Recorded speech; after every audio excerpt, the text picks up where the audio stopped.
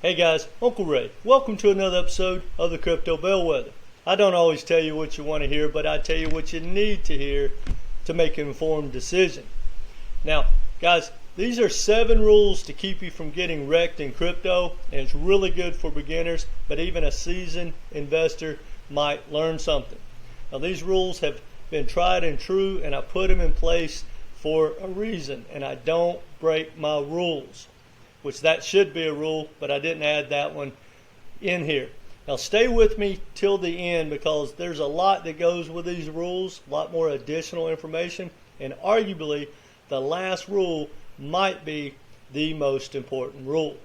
That being said, hit that like button and let's get into it. When I used to work for Bear Stearns, there was a big sign above the door, and it said if the majority were right, the majority would be rich. And that has never been so true more than in crypto. And that leads us to the first rule. Guys, FOMO will get you wrecked. And here's the way you got to look at FOMO. When the whole world is telling you to get in or get out and everyone's agreeing, you should probably use that as a contrarian indicator. Now, I'm going to give you an example. We've been in a bear market for well over a year now, and we have had a bear bounce. And the first of the year, all these influencers come out of nowhere, and social media went crazy. Altcoin season's here. Bitcoin's making a new high.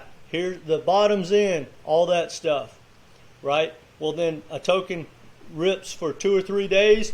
People jump in.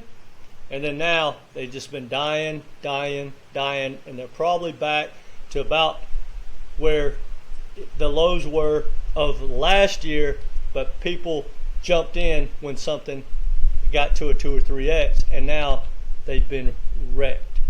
Now, when I work one-on-one with people, the biggest thing I have learned, and guys, you got to take this to heart, is because of FOMO, people have gotten wrecked because they didn't take profits. Guys, I've worked with people that have turned a small amount of money, I'm talking about 5 or 10,000, into $500,000 or a lot higher, and rode it all the way back down. So guys, if you don't take profits, you will become the profits. But the biggest thing that they said, I'm like, how is it that you did not take the profit? And they're like, guys, the FOMO. People told me I was crazy. Bitcoin was going to go to 150. Whatever token was going to do X. And they're like, I couldn't pull the trigger. And then when it pulled back aggressively, I thought it was just a correction. And then it pulled back again. And I didn't want to give up all the profits that I had. So now they've been riding it out for a year and a half, getting absolute wreck. So guys, take your profits. And don't worry about the FOMO. Actually use that as an indicator to do the opposite. It will serve you well. Now, the founder of IOTA, he made a quote that I thought was pretty interesting, and it's very true. He said, if you don't understand tokenomics, you don't understand crypto. And guys, I believe that's really, really true. You might have a hit or miss opportunity or make some good gains just by luck. But guys, tokenomics is one of the most important things out there. It separates the really good projects from the other projects, because no matter what,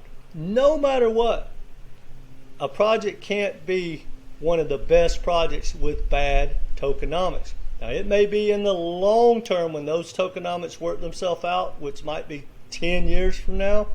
We want good tokenomics. And it's not that you can't invest in multiple tokens that don't have good tokenomics, but you need to understand what that means. Because here's the deal about tokenomics, guys. If a project has high inflation, that means it's kind of like printing money, right? Printing tokens and dumping on the community. In a bull run, it really doesn't matter. They can absorb all that extra supply. I can give you countless examples. XRP, Avalanche, I mean, there is so many projects that have had high inflation that pumped and pumped and pumped. But guys, when the bull runs over and they keep throwing that supply out all the way down, and then we get to the bear market, they're just going to keep drifting lower. So what does that tell you? No matter what project it is, if it has bad tokenomics, it will not sustain the pump. That's a fact, guys. That's like a law. This isn't financial advice, but go look at any chart. Even the ones like Bitcoin and Quant that have exceptional tokenomics are still going to pull back. They're probably just going to pull back a little less than the rest. Now, what's the other thing tokenomics can tell you in a bear market is when the market is going down and down and down, there's no demand. So when they keep dumping, no matter what, the token's going to just go lower and lower. So if you see that unlocks, and a lot of them are posted, if you have an unlock coming or a vesting schedule, use that as an opportunity to know when and if the project's probably going lower when it's going to get dumped on. Guys, tokenomics matter. When you understand the tokenomics and the math of a project, it's going to keep you also away from projects that people start screaming high numbers. And when you do the math and you know how to calculate the circulating supply to the price of the token, and it comes out, say, more than Bitcoin or more than Apple, you realize that is not going to happen. And not only that, guys, once you understand tokenomics and the math, and you realize that a project can't hit these bizarre numbers, well, you'll start to look at the people that have told you that in a different light, and maybe those aren't people you want to follow. So, guys, do your research, understand tokenomics, and look for the best projects that have the best tokenomics, and if they don't, take your profits and be careful when you stack them. Now, the third rule is when someone says a project has better tech or this project's better than this project. Well, guys, I never personally understood for at least a year of being in crypto that when someone says that X project is better than another project, I thought they were talking about risk reward and making me money. I don't care about the tech, and no one else does, because, guys, the tech is not what we're after. It doesn't matter which project has the best tech. And I can prove that fact to you. Look at Ethereum. A lot of layer ones can blow Ethereum's tech out of the water. But it would make you a ton of money if you've been investing in Ethereum in the long run. And its ecosystem is 10x bigger than any other layer one. Well, what you want to look at when you have a project with great tech that might be, say, better than Ethereum, you got to look at the adoption and what the developers think and what the big money like Wall Street or the government or banks, what they think. If they're not throwing their money into it or building on it, it doesn't matter, because just this is not going to be won by the project that has the best tech unless, for instance, Wall Street says so. Just like Ethereum. Ethereum is the chosen one by Wall Street. Wall Street created the Ethereum Enterprise Alliance. You got JP Morgan, Google, Microsoft. All these powerhouse corporations got together and said, hey, here's the new technology world. You need to build on Ethereum. And they put their money there, and that's why. So, guys, it doesn't really matter what we think. Follow the money, follow the adoption. Don't follow the tech unless you have those two things that are going with it. It'll serve you well. Now, here's another thing, guys. The influencers out there, most of them, not all of them, there's some very good influencers that tell you a lot of information, that it's really good and valid. But most of them don't really have a clue, and they tell you what you want to hear. So you'll keep coming back to their channel. And here's another thing. You got to understand, influencers that tell you lies, they gossip about projects, or they give you fake news or misinformation, it can pump a token, and it can pump a token hard, like the meme coins, right? And that's okay, guys. I'm not trying to talk you out of investing in any of these, because there's a lot of opportunities across the board. But you need to understand who's pumping these tokens and why. And it's okay if it's misinformation, just like a meme coin. But you need to understand, take your profits, that when an influencer group or a tribe, right, when they are pumping a project, they will not maintain that pump. It's okay to invest in it, just don't get tied to it, and understand why it's moving. It will serve you well, guys. Now, the fifth rule is do your own homework, guys. Do your own research. And the more you do your research, the more you're going to start to see through the BS and the hype. Now, briefly, let's talk about what real research looks like. Research is not going to influencer after influencer and see what they say, right? You want to go straight to the source if at all possible. Go to the project's website, read the white paper, find non-biased news sources that will give you the good and the bad.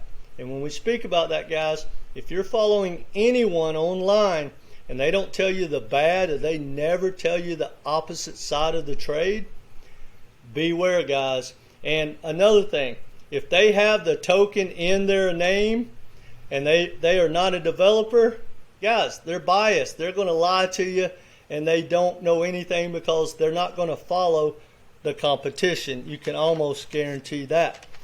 Now, also, here's the thing about doing your research. When you hear really bullish news, and it includes a corporation, right? Because the majority of projects have like a foundation, right, of a group of developers that put everything together. But there's a growing trend that's more and more, and some of the biggest projects out there are corporations, like R3, Ripple, Consensus. They're corporations. Well, guys, when you hear, let's say we'll use Ripple XRP. Bank of America is partnered with Ripple, for instance. Everyone goes, wow, Bank of America is going to be using XRP. Says who? Bank of America will not be buying XRP and will not be owning XRP.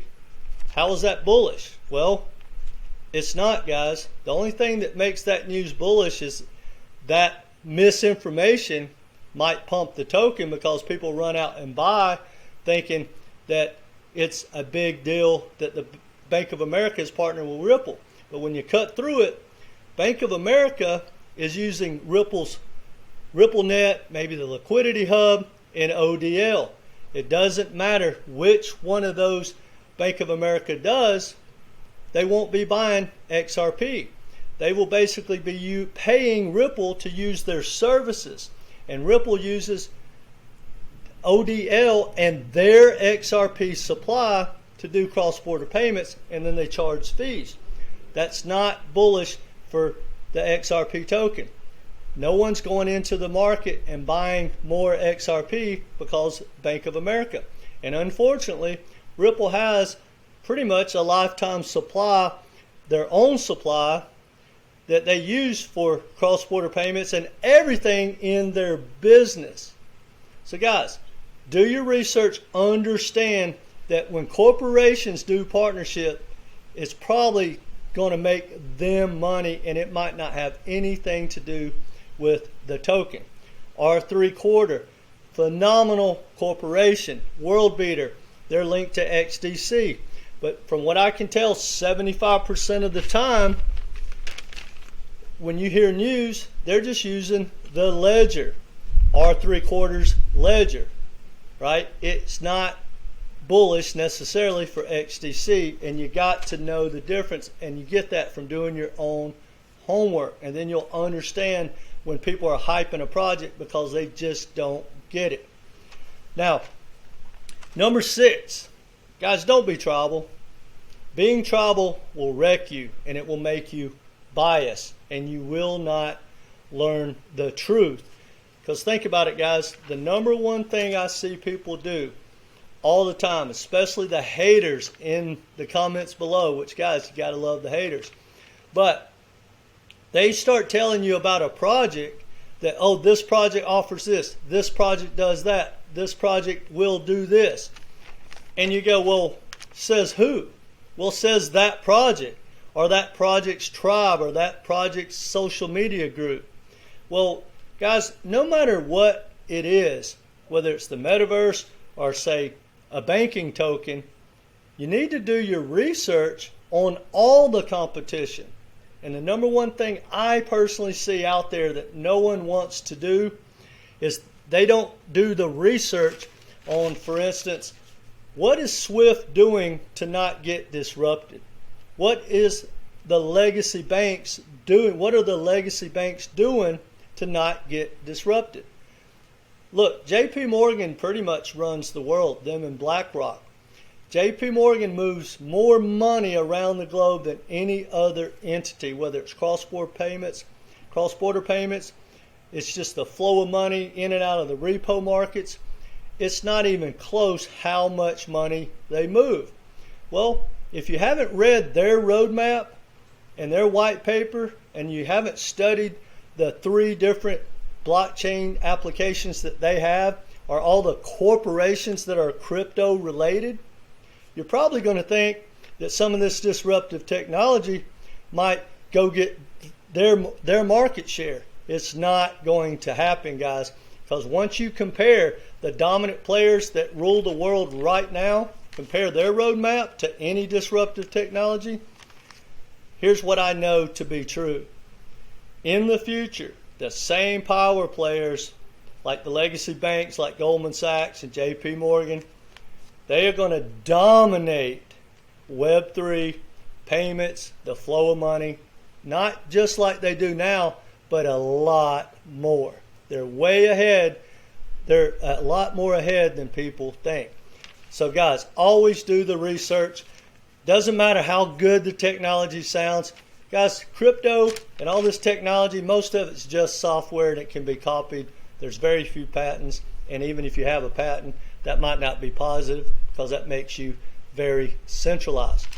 Now, the last thing, guys, no matter what, get a plan. Prepare and get a plan. For me, I trade bull run to bull run. I have a plan. I have a plan when I put on a trade, whether it's a day trade, a swing trade. When I stack a token, I have a plan to get in, to get out, no matter what happens. No matter if it runs the next day or if it crashes the next day, I have a plan and I stick to it. Now, that being said, I work one-on-one with people to help them with their portfolio, get a plan, get a strategy, get some rules, get their mindset right, and it's $250, and that gives you 3 to 5 different phone calls or like video calls with me. We go through your portfolio, we build you out some rules and regs and some thought process to get you some systems in place that fits your risk reward and what you're trying to accomplish. So guys, if you have an interest in that, I'll leave a link down below of my email. Just shoot me a message and we'll get started. I think it's a great service. Like I said, $250. You'll be talking to me 3 to 5 times and we'll get you a game plan and a strategy in place so hopefully you can capitalize on the next bull run. Now that's all I got for you guys. That being said, right now we're probably going into a lower low for the majority of projects. I could be wrong, but we're still in a bear market. Bitcoin may have made a new low. I'm not sure about that. I kind of pray every day that we'll wake up with $5,000 Bitcoin. I don't think it'll happen, but there's an above average chance, in my opinion, that Bitcoin has made a new low, but most of the altcoins haven't. I love that. I want everything to crash and crash and crash. Why? Because when you're stacking projects like Bitcoin, Ethereum, Quant, H-bar with real world utility, good tokenomics, and you know 100%, or at least you think, that they are going to survive no matter how bad it gets, we want it to crash, because I have 100% conviction that the biggest bull run is yet to come.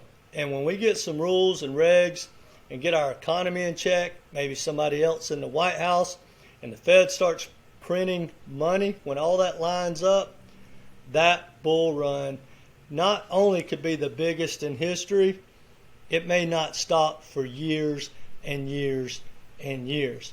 Because right now there is a big cycle, but once the mainstream people, the average person, gets involved in Bitcoin, and the Fed just keeps printing money, and Wall Street starts tokenizing these assets and getting into TriFi and DeFi, guys, Wall Street's not going to be pulling their money out. A lot of people are going to stack, for instance, Bitcoin and Ethereum, and they're going to stake it, and they're going to leave it forever.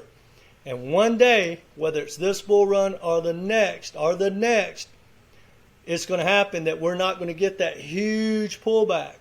And it could all happen in one big bull run. I'm telling you, I can't be more bullish. Now, my guess is the next bull run will be somewhat like the rest. It's going to pump for a year or two, year and a half for 2 years, and then it's going to have a big correction. But I'm telling you, if those things line up, why would it be a correction? It reminds me of just like '08, guys. Go look at a chart on real estate. In '08, we had one of the biggest crashes in real estate history. Real estate dropped, 50% almost everywhere, and dropped 70% or more depending on where you're from. And it was ugly.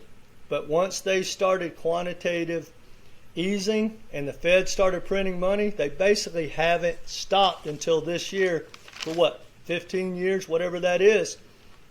Well, that's about to happen again. So no matter how ugly it gets in the next 6 months, and bear with me, guys, I know I'm rambling, but once this next bull run starts, and hopefully it's after the election and the Fed pivots, no matter what, just when the Fed pivots, and they're going to pivot, they have to pivot. We cannot pay our bills without printing money. You're going to get a huge upside. So guys, if you're like me, I wake up every day. I don't want my H-bar or Quant or Ethereum or Bitcoin or Gala or any of my tokens to pump, because I'm probably they're not going to pump enough for me to take profits, and that breaks my rules anyway. So I want them to just keep crashing so I can keep stacking. Anyway, guys, sorry about the rant. This is not financial advice, but if you want to work one-on-one with me, guys, I would love that. Get in touch with me. Either way, hit that like button and come back and be part of this community. Again, guys, I can't be more bullish. Take care.